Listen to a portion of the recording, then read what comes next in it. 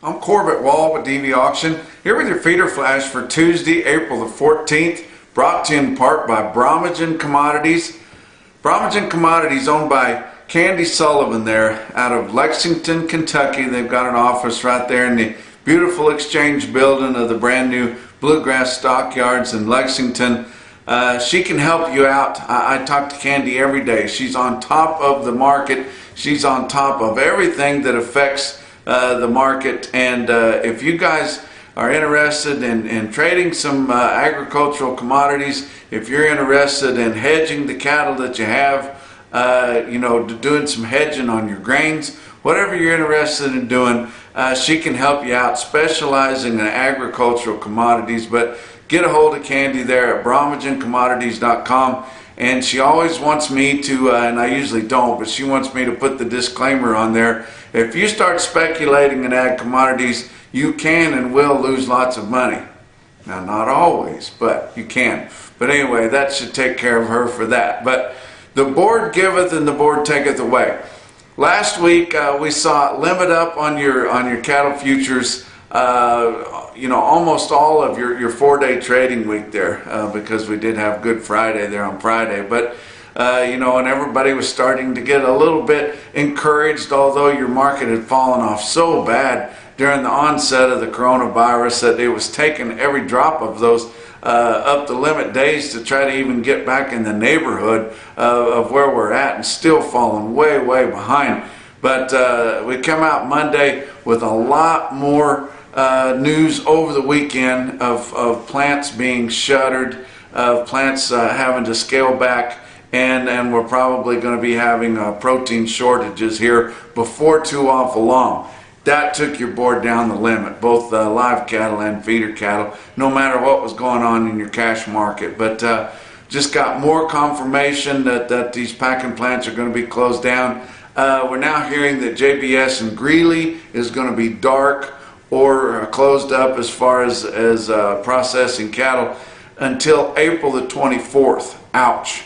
You go around, you look at Iowa Premium, and Tama is going to be dark for a while. Joslyn, Illinois, Tyson plant there is going to be dark for a few days for cleaning. There's going to be several of them going to be shutting up either for a few shifts or for days for cleaning.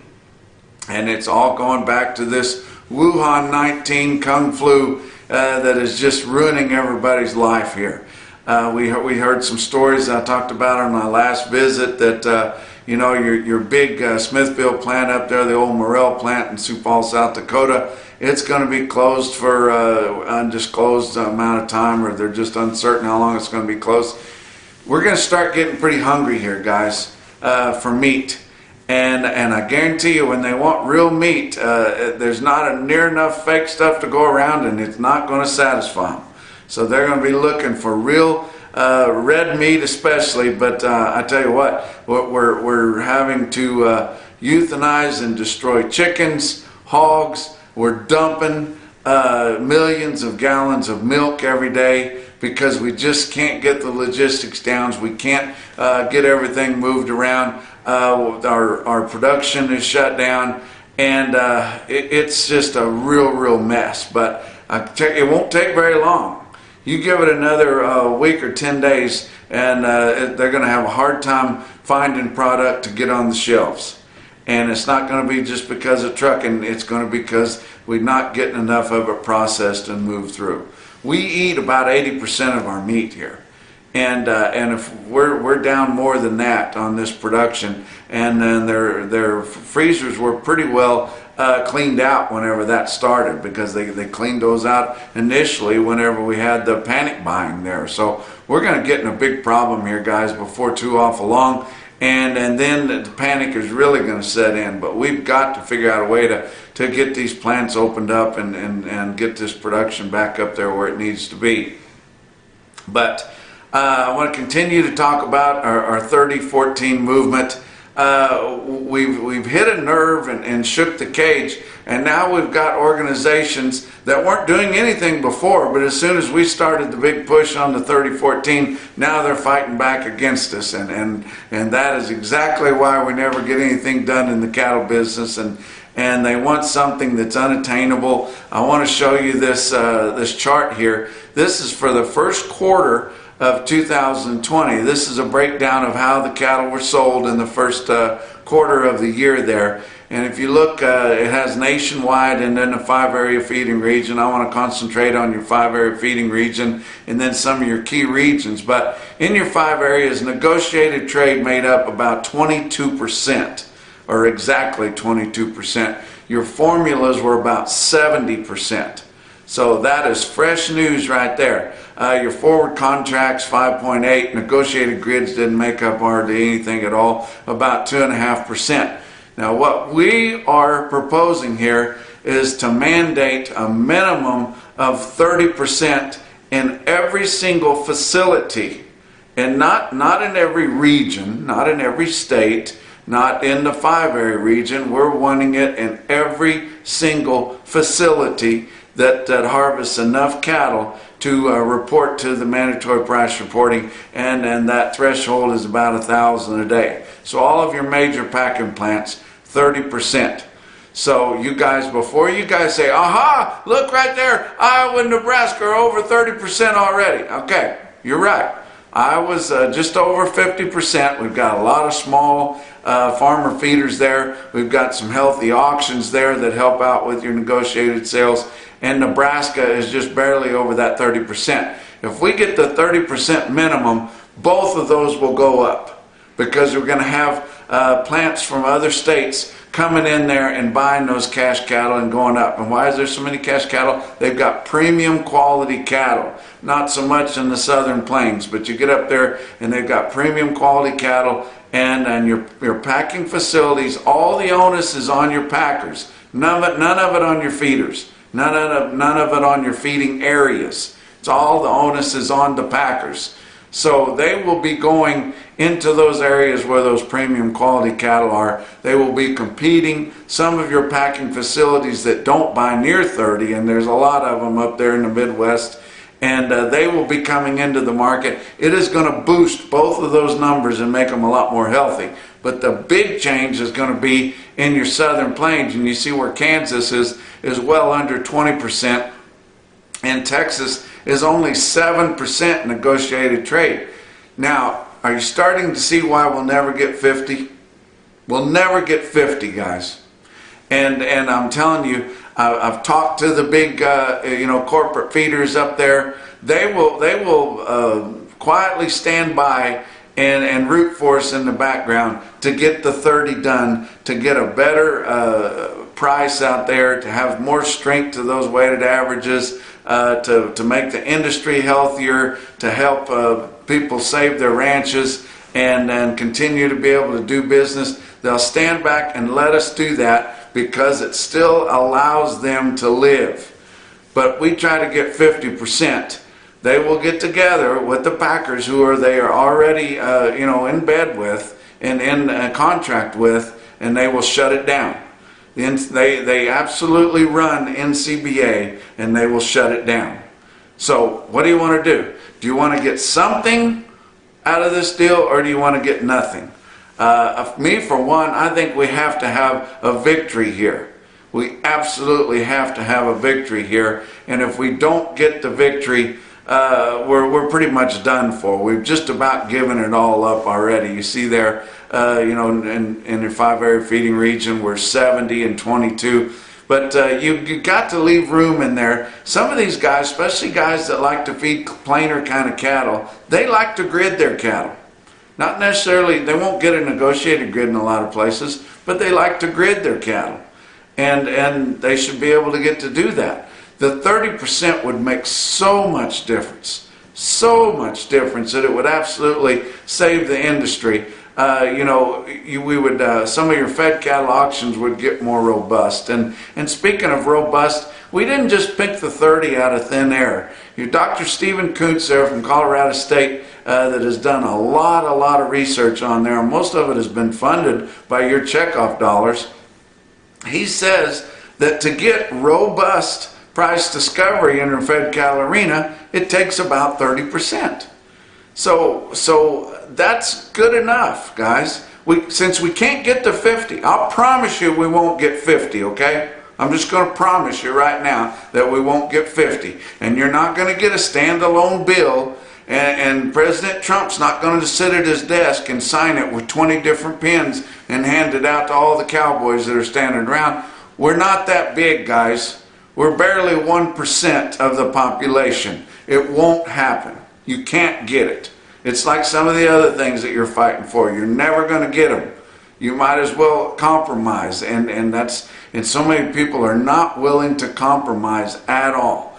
But the 30% is attainable, and it is enough to save the industry if you want to get in and go for the ride, guys. But there's no need. It's like picking a fight in a bar. You pick a fight with the biggest, baddest son of a bitch in there, and you're going to lose every time. We're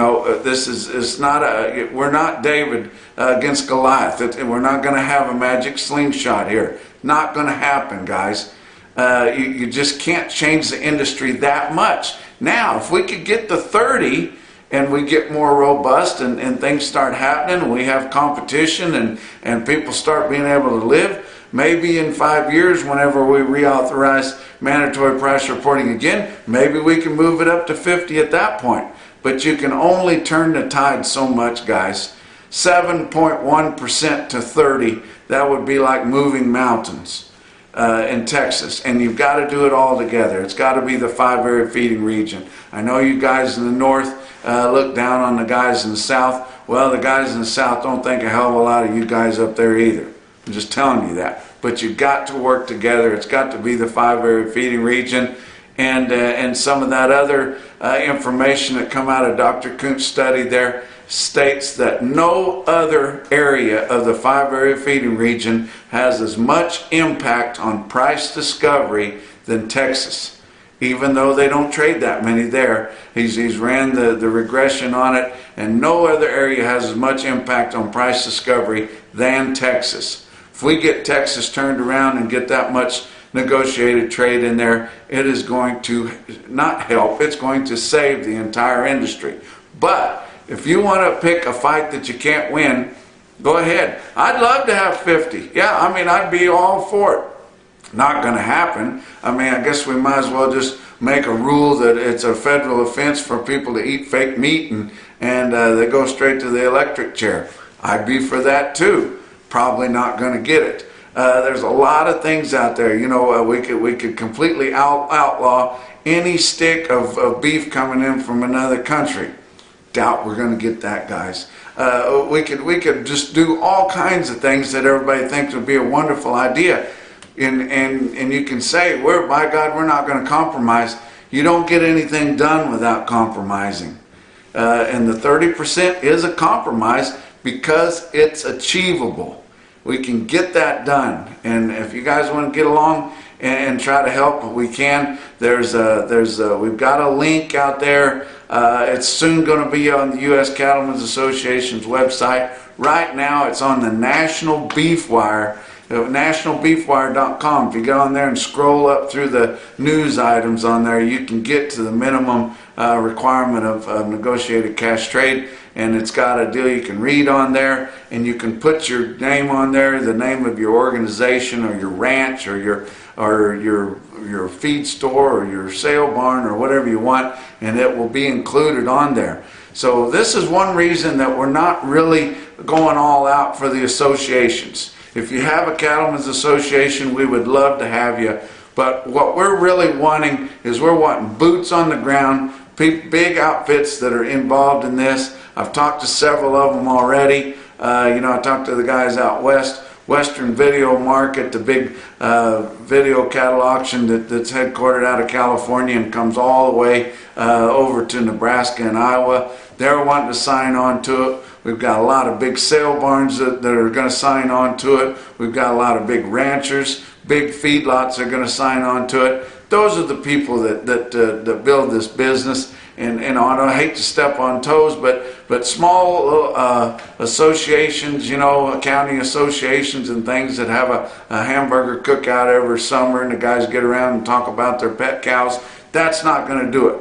Big names are going to do it, and that's what we want. And you know, we're not really calling this any kind of association push. It's as much feeder flash push as it is anything else, but we are using U.S. Cattlemen's Association to get it pushed through. We're going to do it through the reauthorization of mandatory price reporting. We're not going to make a standalone bill because it won't happen. We're not going to try to pick an amendment to the farm bill to stick it on, because those deals never work out, and who's to say when they're going to get another one of those passed. We're going to do it on the mandatory price reporting reauthorization that happens this September. I mean, like right now, like at the end of the summer here, guys. And we could get it on there if you guys would quit fighting us and get on board. I know, you know, I keep thinking that Jennifer Aniston's going to show up at my door and want to move in, but it's not going to happen, guys.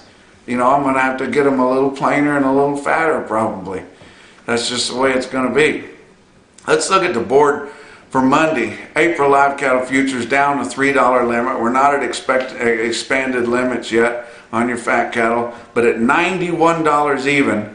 So at our last established fat cattle price, we've got a big push right there. $14 is the basis right there. And you tell me how we're going to work this late in the spot month with a $14 basis, but at the same time, I don't think your packers are going to back that bid up a whole lot. You know, they've already been under so much scrutiny. They've got DOJ breathing down their neck. They've got everybody stirred up, fighting amongst themselves, wondering what they're going to try to do about them. And then they've got all these formulated contracts, and if they don't give them some kind of a decent price on those cattle, then they're going to have problems with them. But, you know, $14 basis there, moving into the last half of the spot month right here, something's going to have to happen. I don't think your packers are going to completely rob these guys, because they're not buying enough cash cattle to really make it worth it anyway. I'm thinking they're going to keep this bid up there, you know, near what it was last week. I guess we'll find out, but who knows? With these plants being closed down and everything, you know, the board may be down the limit again on Tuesday, but it's just so topsy-turvy, it's hard to tell what's going to happen. Your June live cattle contract also down $3 at $81.37, guys, and then all your out fronts down $3 also. Feeder cattle contracts, April down $4.50 limit, because that's what your feeder cattle opening limit is, at $115.02. Your May was down $4.50 limit, also at $114.45. All your out front feeder cattle contracts were all down to $4.50 limit. Weighted average on last week's negotiated 5-area minimal minuscule trade of 20,700 head. You think we don't need to get something done? You don't think we need to do something that we can win instead of a pie in the sky deal? I don't want to travel around for the next 5 years talking about what we wish we could get. I mean, we're going to get it now. Or if we don't get it now, we can just throw in the towel. But 20,700 head negotiated cash trade in your 5-area feeding region last week, compared to the minuscule 25,400 the week before, and 68,100 head same time a year ago. But tell you what, these packers are not living up to their agreements on these cattle. They're not able to pick them up. You know, they don't sign contracts on all these deals. It's all done just over the phone. I'd say a handshake deal, but they rarely shake hands, and we're not supposed to shake hands now anyway. But they just do it over a phone call deal. Yeah, you will take this for the cattle, I'll take that for the cattle. Okay, hang up the phone, and you both just assume that that's going to happen. Well, your plants can't take them now. So they're asking for more days on their negotiated sales, even the ones that they made on the Fed Cattle Exchange. They're asking for more days on there, and I mentioned this on the earlier report. Do you think they would be as understanding if your feedlots had promised them cattle and then were short of cattle and weren't able to own up to it? I doubt it. But they hold all the cards. And every time we try to get something done against them, we spend all of our efforts fighting amongst ourselves. It's the damnedest thing I've ever seen. But your live sales last week, slaughter steers and heifers, mostly all 105. They had a few heifers at 103.50, but they didn't sell that many cattle. Hell, on a big day in Oklahoma City or somewhere, they can have 20,000 head of cattle, and they did that in the whole 5-area feeding region out of the feedlots there. But 105 was the price. That's down $6.08. How about your dress market? It was mostly all 168. There was a few heifers at 165, but mostly 168. That was down $8.93 compared to the previous week. Out of the whole nation, only 23,500 head were sold negotiated. Our deal is for the whole nation. You know, your plants out west, your plants out east, any of them that are big enough to report would be included in that. Not just your 5-area, and not just your northern plains guys. 23,500 head. 30% of those were for the 15 to 30 day delivery, which would not work on our deal either, because that's where the 14 comes in. They'd all have to be within a 14-day delivery. Box beef cutout values were kind of mixed. Choice cuts $225.86, up $1.93. Selects up $307 at $211.40. So you're seeing your end users starting to think, man, we're going to have to get in and buy some of this product, because if those plants are closed down, they're not going to have any of it to sell. And guess what? It's going to get a whole lot higher, and you can bet on that. Choice select spread widening out as we're starting to get into grilling season. 14.46 on the spread. 113 loads of cuts, grinds, and trimmings. Let's talk about your feeder cattle markets. Your real-time index on DV auction ended the day on Monday at 119.06, actually up $1.03 there. And there was a few sales that had some pretty good ones, pretty good sales out there. But it's just that the pool is so shallow right now that it doesn't take much to move that around. There's just not many cattle moving, and cattle are getting backed up. Our calves are getting backed up. Our yearlings out there are getting backed up. Guys aren't being able to sell any cattle much. Our fat cattle are getting backed up. Everything is backed up except for the meat, and we can't get it moved through there. But as soon as we do get it moved, then it's not going. Then we're not going to have any more of it, or not near enough. Look at your big sales on Monday. Oklahoma City, Oklahoma National Stockyards, 3,500 head, steady to $5 lower. Calves not well tested. You want to see what the market is? Look at National Livestock Commission, 123 head, 847 pound steers in Oklahoma City on Monday at 107. That's the market. Look at Joplin Regional Stockyards. Want to note, they are going to cancel the primetime video that they planned on Thursday. The guys are just not getting the market for the cattle that they've got to have. And they've got grass. They're just going to hold them. And they've already canceled a lot of those sales, those video cattle before. But you can't blame guys. They've got grass. They can hold the cattle. They're just going to hold the cattle until they get a decent price for them. Joplin Regional on Monday at 3,100 head. Feeder steers were about steady, and the calves were higher. They did have a calf test in Joplin. Steer calves steady to $3 higher, and heifer calves $3 to $10 higher. But you want to know what the market is on yearling cattle and good enough cattle, commodity cattle, but sure good enough. My buddy Rick Huffman called them number one, so they'd have been pretty good kind. 196 head, 952 pound steers at Joplin Regional Stockyards bring 99.50, and I bet that guy felt like he'd had his throat cut when he got done with those. But biggest quote anywhere that I saw on Monday was a little market with the big prices. Sylvan Sales Commission, Sylvan Grove, Kansas, 63 head of 711 pound steers bring 135. And that's your feeder flash for Tuesday.